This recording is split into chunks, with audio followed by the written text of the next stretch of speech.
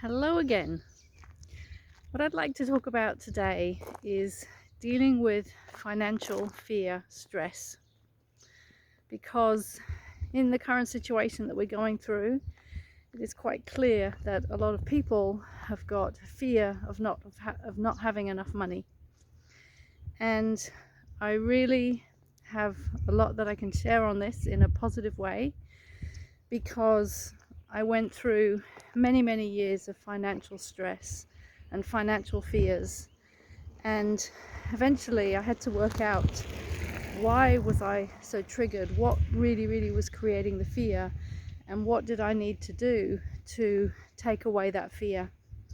So this little video today is a brief introduction to that, and I hope it is helpful for anybody that is going through financial fear stress. So let me share my story to start with. I have been working for myself since 2006, and before that I was unwell for many years, and as a result of that I spent my life savings. And I not only spent my life savings, but I spent my house. In fact, I had two houses. I had two mortgage-free houses, which, boy, do I wish I still had now. So I went from a place of never having a problem with money to then having challenges with money. And there were many reasons for those challenges. It wasn't just the fact that I didn't have a house. There were many more underlying reasons, which I'll go into. But until 2003 I was okay, but by that stage I had sold my houses, spent the money because I hadn't worked for more or less 10 years, and I'd lived on the money, and I'd also spent hundreds of thousands of dollars on therapies trying to get myself well, and then professional trainings in health modalities, which initially were just part of me getting myself well, and then it then turned into a profession which wasn't planned at the start. So I started working for myself in 2006, and it was never easy. And I'm sure many natural health practitioners will know what I'm talking about. It's not an easy ride running a natural healthcare practice. Some are easier than others depending on the demand, but the types of modalities that I've trained in and use are not that well known at the moment. They're not like osteopathy or acupuncture, which are very well known natural healthcare modalities now. The modalities that I've trained in are very different. So anyway, aside from that, I would always just about make ends meet. It wasn't easy, but I would make ends meet. And then in about 2016, the company that I was doing most of my work for, we parted ways very abruptly. And I had been getting about 90% of my income from that modality, and overnight it just disappeared. So my income disappeared overnight. I'd had all my eggs in one basket, as they say. And that started to cause a build-up of debt. And I'd never ever in my whole life been in debt. I had a credit card, but I always paid it off. I just didn't live beyond my means.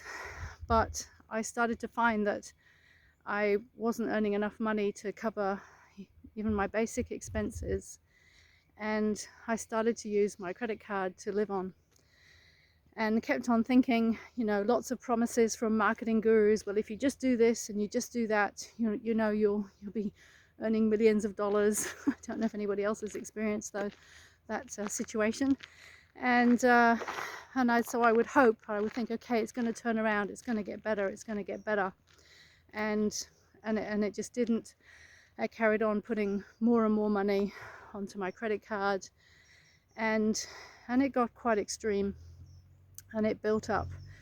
And I always find this difficult to say. There's still some shame there, but it built up to $70,000, and the stress was huge, and that was over a period of about 4 years. So then I found myself with this huge credit card debt. And by the way, there is a happy ending to this story, so don't start going into fear if you're listening to this, okay? Please don't do that. There's a purpose to sharing this story. So there I was in 2016 with this huge debt, or maybe by then, no, maybe it was about, I don't know, 2017, 18 by then, with this huge debt, constant debt, never being able to pay anything off, and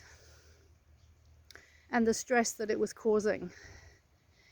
And I tried all sorts of things, I tried looking for other work, but I couldn't find other work. I just didn't seem to be finding a solution. And simultaneously, I need to add, sort of part and parcel with all the stress that this was triggering, I was also doing some deep work around stress and survival issues, because it had become quite clear to me by now that in our Western society, money equates to survival. Because if we don't have money in our Western society, we can't live. We don't have the money to pay the rent or the mortgage, to buy the food, to pay for the petrol, to buy our clothes, to go on holiday, whatever it is, that takes money in our Western society. So it was very clear to me that what was happening was, the reason that I was going into so much stress was because there was a deep fear of survival at the root of it. In other words, if I don't have the money, I won't be able to live, and ultimately I might die. I mean, that's what goes on unconsciously in the human mind. So money is around survival in our Western society. And actually the first thing that alerted me to that, which happened even before I started going into debt, was when I started to notice some deep fears coming up within me that didn't seem to relate to anything that was going on in my life. And they were just irrational, but they were there and they were real. The fear was real. Although I talked about in a video the other day, the real and the imagined fear. But this fear that was in me was very real.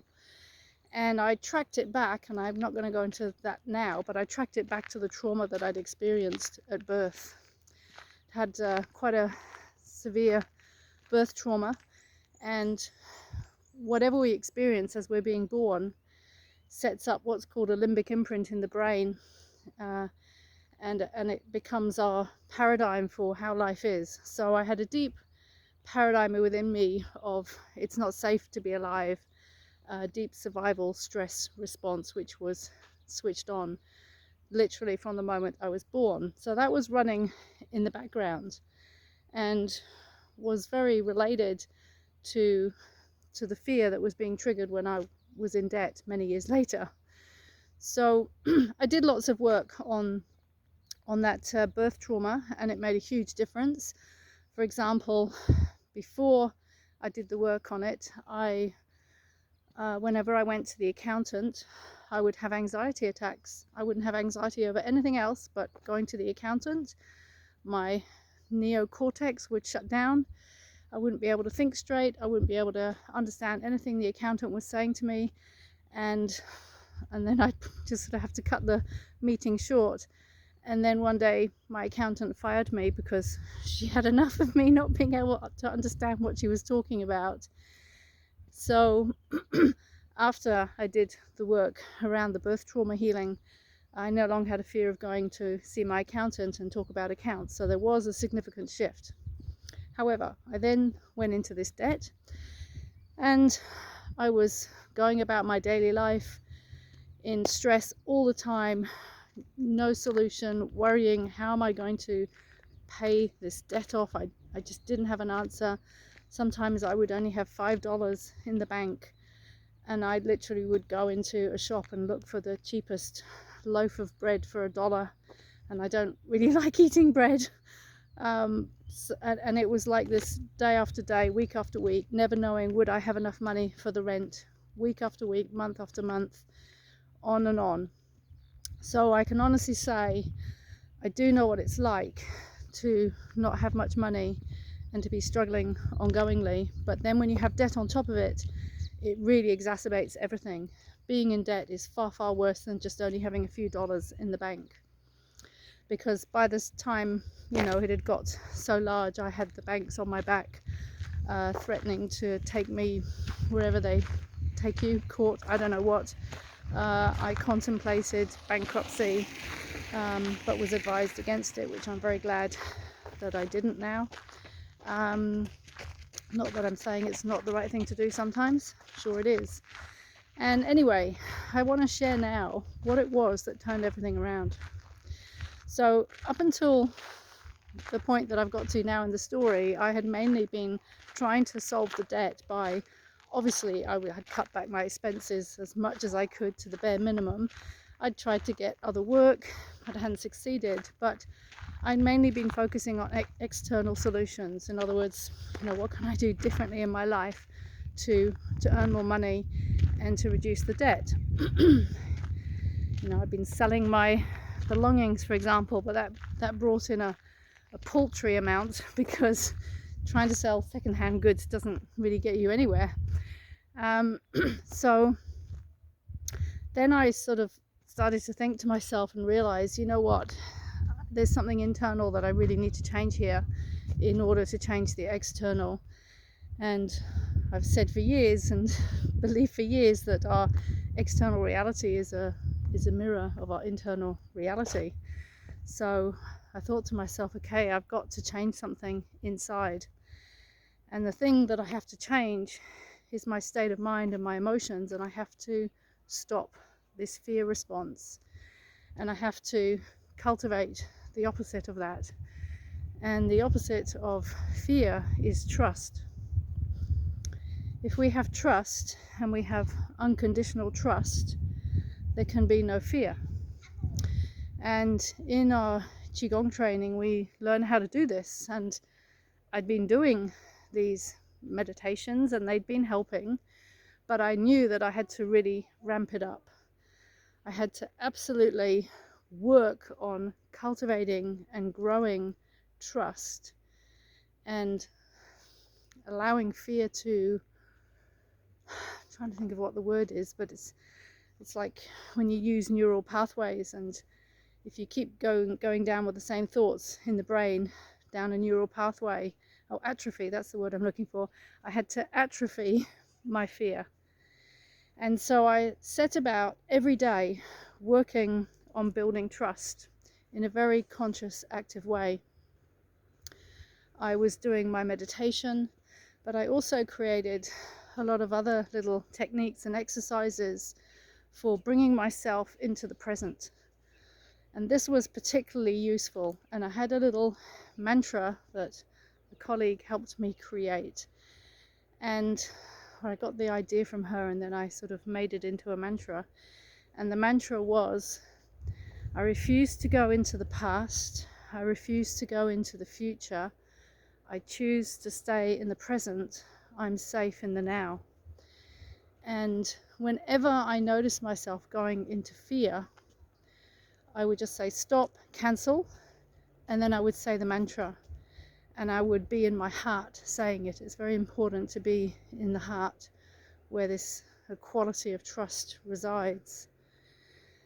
And I would say that to myself sometimes hundreds of times a day, and every day for months. I recited it over and over again, and I brought myself into the present. Because one of the things with financial fear is that we are doing worrying, which is mentally rehearsing what we don't want to happen, which means we're projecting our mind into the future, into an imagined reality which may never happen. And it's a big, big habit. It's a big habit of the mind, of humans, to worry, to mentally rehearse what we don't want to happen, and to have worst case scenario thinking. So I had to consciously train myself out of that worst case scenario thinking. And I did it, but it took a while. But what was interesting through doing that was that I started to train myself out of the stress fear response. And as the trust started to grow more, things started to change in my outer world. And one of the things that had become quite clear was that when I was really stuck in fear, my neocortex, my brain, my critical thinking, or logical thinking, shut down, and then I couldn't do my work and I couldn't make good decisions. Just walked into a dead end here. Is that a metaphor for something here? So I noticed that as I was building more trust through cultivating it, because we can cultivate trust, and we have to cultivate trust, and ultimately we cultivate that trust until it becomes unconditional, which means there's no doubt. And that takes quite some work, and I'm not there yet, but I've made a lot of progress. So as we cultivate this trust, the fear just starts to go. It just can't coexist. So this was a very, very big lesson for me in learning how to deal with the debt. And then one of the things that I did, which was hugely out of my comfort zone, was I asked for some help. And I asked my parents for some help, and they gave me a little bit of help,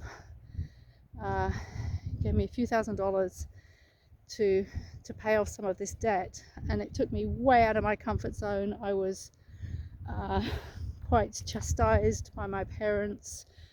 They were very, very, or one of them was very disappointed and angry at me, said I've wasted my life and everything that I've done. It was a huge barrage of not very nice words, but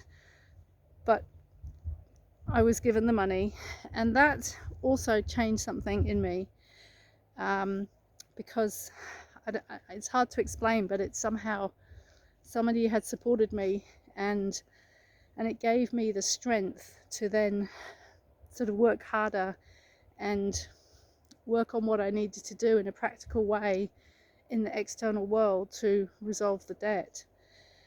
And within another few months, I had paid it off, and boy, what a relief. Huge relief, and very proud of myself. And it was a major life lesson. It wasn't a pleasant life lesson at all, but afterwards, as with all life challenges, we can look back and go, okay, what was it I learned, and why did I have to go through that? And maybe I didn't have to go through it, I'm not sure, not in that way, but I did. And the lesson I learned was to be much, much more careful about my spending and to never go into debt. But really, the main lesson was this lesson in cultivating trust, and the fact that we can do it and we have to do it. So if you're in a situation where you have a lot of fear and a lot of worrying about whether you're going to be able to make it financially, then my advice to you is to stop worrying, because worrying is mentally rehearsing what we don't want to happen, and it may never happen, but the more we think about it potentially happening, the more likely it is to happen. So we have to stop worrying and start cultivating trust and start coming back into the present moment. Keep pulling your mind back to the present moment. And then one can do other practices as well which help to cultivate trust. For example, one can focus on what one does have right now rather than what one doesn't have, because we're very good at focusing on the negative rather than the positive. So look around your house and be grateful for what you do have. Whatever it is, just be grateful for it and focus on that, and that will change the internal chemistry. So this is a very big topic. There's a lot more that I could say about it, but I hope that what I've shared in this little video will be helpful to give you some ideas of what to do if you're worried about finances. Yes, we have to take practical action, and maybe we need to reach out and ask for some support in some way. But what is most important is to manage our own mind and our own mental state and our emotions. And our mental state and our emotions go hand in hand. If we're thinking fear thoughts, then we're going to have negative emotions, and if we're thinking trust, then we're going to be having positive emotions. So the most important thing is to manage our mental state, and the great news is that we have full power to do that, and nobody else can do it for us. We have full power to do it, but it just takes knowing what to do and the discipline of doing it. So I hope that's helpful, because I do know that a lot of people are really stressed right now around finances, and if I can help in any way, then that's made my day. Okay, bye bye.